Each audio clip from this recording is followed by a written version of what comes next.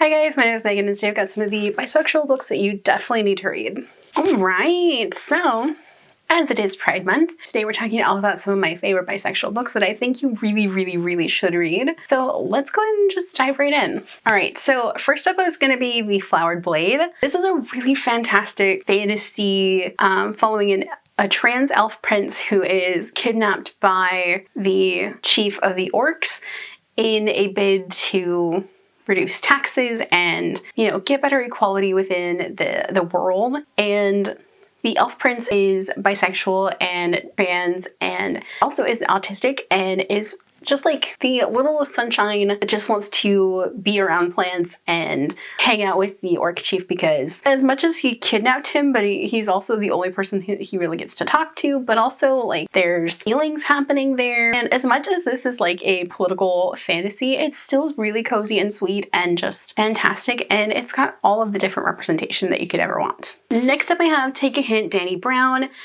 This is following Danny Brown, who is a professor. It's also following Zafir, who is a campus security guard, and these two have a meet cute when Danny gets stuck in an elevator during a fire drill and Zafir goes and rescues her, and a little video of them coming out of the building goes viral, and they decide to kind of fake date a little bit to have some publicity for Danny's career, but also for Zafir, who is running a charity, so that way they can get a little bit of publicity. But then feelings start happening, and like Danny is one of my favorite bisexual characters. She is just awesome. If you want to swoon-worthy romance, this is the one to go for.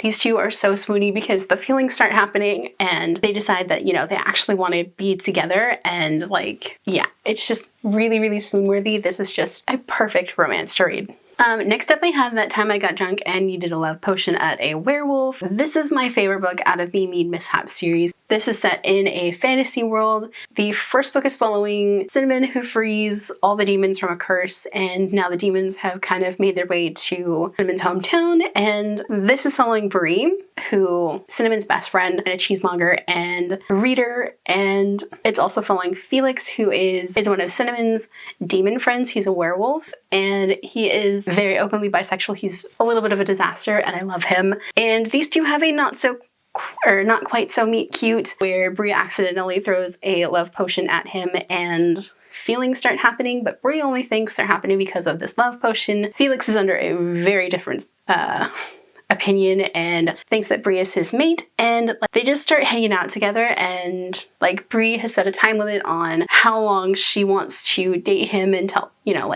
the love potion wears off or whatever. And Felix is very much okay with that, but he's also like trying to win Bree over, and they are so sweet, but also like they fall head over heels in love for each other because they're just so sweet, and like Felix is very earnest and just a giant puppy. Basically, like, this is so cute and one I would highly recommend.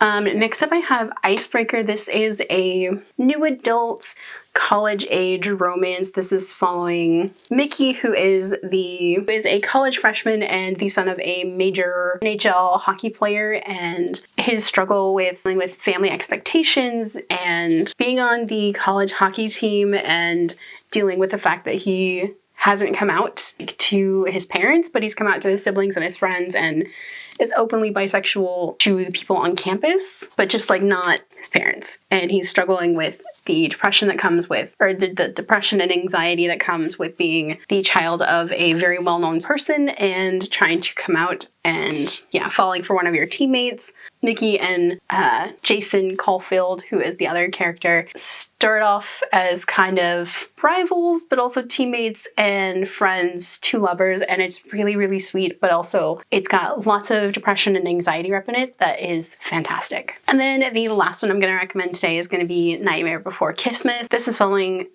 Nicholas Cole Claus, who is a kind of a disaster bisexual. He's dealing with the aftermath of a PR fiasco, and he's trying to get his father to give him more responsibilities, but also like this book is super political with like the commodification of Christmas, how everything's becoming so commercial, and how Cole wants to bring it back to something where joy is like the focus. This is following Cole as he and his best friend Iris, who is the Princess of Easter, and the Prince of Halloween, whose name is Hex, are kind of thrown into this competition, but it's not really a competition, of trying to vie for the hand in marriage of the Princess of Easter. None of the three of them want this. It has to do with a lot of political machinations and a whole bunch of stuff. If you like Red, White, and Royal Blue, you like the politicalness of that book, think that, but like mixed with like the Santa Claus and Rise of the Guardians, and you'll get Nightmare Before Christmas. Cole falls in love with Prince Hex, who is the Prince of Halloween,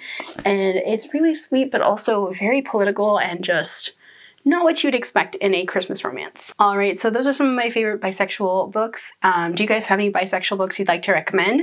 Let me know down below. If you guys like this video, don't forget the like button. If you haven't already but would like to, go and hit the subscribe button. And if you'd like to follow me on social media for more bookish stuff, check out the links down below.